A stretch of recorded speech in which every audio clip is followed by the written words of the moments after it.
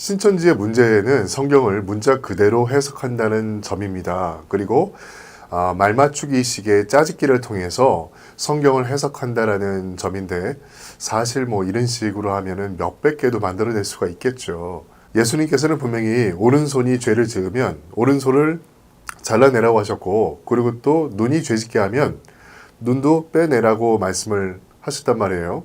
그런데 제가 볼 때 신천지인들 대부분이 멀쩡한 것 같아요. 제가 볼 때 가장 큰 문제는요, 성경을 자의적으로 해석하고 있다는 것이에요. 이건 스탠다드 버전이나 아니면은 히브리 성경만 봐도 굉장히 상식에서 벗어나는 행동과 해석이라는 것이죠. 그리고 두 번째 문제는 바로 모략이라는 그들의 교리입니다. 오늘은 이 부분을 한번 살펴볼게요. 안녕하세요. 패스터 조엘입니다. 저는 구약을 공부했어요. 저는 극동방송에서 여러 가지 설교들을 했습니다.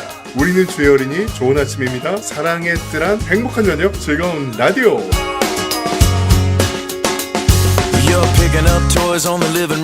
신천지에서는 복음을 위해서 하는 거짓말은 괜찮다라고 이야기를 합니다. 이게 바로 그들이 말하는 모략 교리예요. 그러면 그들이 말하는 성경을 한번 찾아보도록 할게요. 오늘은 로마서 3장 7절에서 8절 말씀을 한번 이야기해 보도록 하겠습니다. 그리고 그들이 말하는 개역 한글로 찾아보도록 하겠습니다.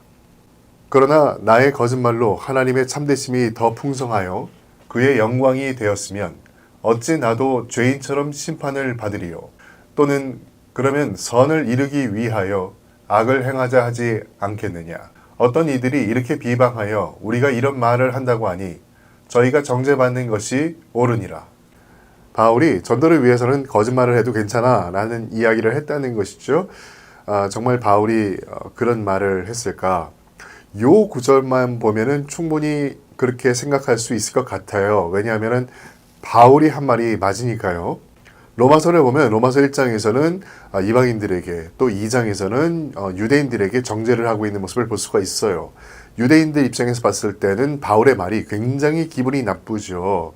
그럼 우리가 가지고 있는 율법, 우리가 지키고 있는 율법이 잘못된 거야? 네가 뭔데? 라는 이야기를 할 수가 있어요. 자, 그러면 바울 네가 말한 대로 율법을 지키는 것이 잘못된 것이라면 죄를 지으면 지을수록 하나님의 그러한 참되심이 더 풍성해지겠네 라고 비꼬고 있는 것이죠. 당시 유대인들은 이 바울을 율법 폐기론자라고 생각을 하는 사람이 굉장히 많이 있었어요. 이 유대인 입장에서 봤을 때는 자신들이 지금까지 지켜온 이 율법을 무시하는 사람이고, 율법을 무시해도 다 구원받는다고 말을 하는 사람이 바울이니까 결론적으로 보면은 율법을 무시해도 죄에서 자유할 수 있다라는 말 아니겠어요? 이 말은 너는 죄를 지어도 돼 라고 유대인은 바울의 말을 생각한 것이죠. 그래서 한 유대인이 바울에게 이런 얘기를 해요. 당신 말이야 내가 듣자 하니까 율법 폐기해도 된다며. 그러면은 우리가 죄를 지어도 된다는 말이지 이렇게 말을 하고 다닌다며 이렇게 얘기를 한 것이죠. 그러자 바울이 반박을 하고 있는 게 바로 로마서 3장 7절입니다. 뭔 소리야. 내가 율법 폐기론자라고? 내가 거짓말을 해서라도 하나님의 참되심을 높이고 그런 얘기를 했다고? 오히려 그런 이야기를 한 사람이 정죄받아 마땅하다라고 사도 바울은 이야기하고 있습니다. 나 그런 말 한 적 없어 라고 이야기하고 있는 거죠.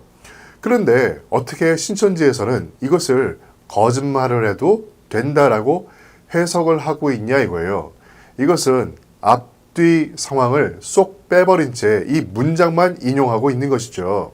자, 그러면 이 시점에서 바울이 가지고 있는 죄에 대한 생각은 어떨까요? 잠깐 여러분들에게 설명을 드리도록 할게요. 우리가 죄를 짓잖아요. 그렇죠? 그럼 우리 과거의 죄는 어떻게 하느냐? 인간이 예전에 지었던 죄는 하나님께서 용서해 주시겠다라는 것이죠. 그게 바로 25절 말씀이에요. 지금 밑에 자막으로 나가고 있죠. 우리 과거의 죄를 예수님의 십자가를 통해서 다 용서해 주셨다라는 것이 바울의 생각이에요. 그러면은 지금 우리가 짓고 있는 현재의 죄와 미래의 죄는 어떠냐? 정말로 유대인들이 말하는 것처럼 막 살아도 되는 것인가? 그냥 죄를 지어도 괜찮은 것인가? 사도 바울은 그거 아니라고 얘기하고 있습니다. 로마서 6장 1절과 2절 말씀을 보면 다음과 같이 얘기하고 있어요. 야, 우리가 무슨 말을 하겠냐? 은혜를 더하게 하려고 죄를 더하겠느냐? 얘기하고 있죠. 그럴 수 없느니라. 죄에 대해서 죽은 적 우리가 어찌 그 가운데 살 수 있겠냐라고 분명히 바울은 이야기하고 있어요. 한마디로 아니라는 것이죠. 만약에 여러분들이 한 사람을 전도하기 위해서 이런 얘기를 했단 말이에요. 교회 나오면 잘 살아. 부자 될 수 있어. 교회 나오면 모든 병이 다 해결될 수 있어. 문제가 다 해결될 수 있어. 사실은 이런 얘기도 해서는 안 되는 것이에요. 은혜를 더하기 위해서 하는 거짓말, 이것은 해서는 안 되는 것입니다. 그렇게 해서 그 사람을 교회에 나오게 할 수는 있겠지만 하나님의 방법은 아니라는 것이죠. 여러분들이 교회에 왜 나옵니까? 여러분들이 잘 살기 위해서 교회에 나오는 것인가요? 아니면 병을 치료받기 위해서 나오는 것일까요? 우리가 교회에 나오는 이유는요, 예수 그리스도의 이름으로 우리가 구원을 받기 위해서 교회에 나오는 거예요. 우리의 목적은 이 세상에서 잘 살기 위해 나오는 것이 아니라 우리의 목적은 바로 구원이라는 것이죠. 구원받기 위해 나오는 것이 교회예요. 신천지에서는 이 구절을 인용해서, 물론 다른 구절을 인용하기도 하지만, 너희가 부모님들에게, 친구들에게, 아니면은 또 다른 회사 동료들에게 거짓말을 하는 것, 복음을 위해 거짓말을 하는 것 괜찮아 라고 성경의 앞뒤 문맥을 빼버리고 이 문장만 가지고 가리키고 있다는 말이에요. 이번에 코로나19 사태로 인해서 많은 사람들이 어려움 속에 있는데도 불구하고 거짓말을 계속하고 있지 않습니까? 자기가 거짓말하고 있는 게 뭐 하루도 못 돼서 뭐 언론을 통해서, 정보를 통해서 그냥 나타나고 있다는 것이죠. 그럼에도 자기는 잘못 없다라고 얘기를 하고 있어요. 이게 바로 모략교리 때문에 그런 것이에요. 제가 볼 때 이렇게 아주 당연스럽게 거짓말을 할 수 있는 게 나만이 선하다 라는 생각을 갖고 있기 때문에 그런 거예요.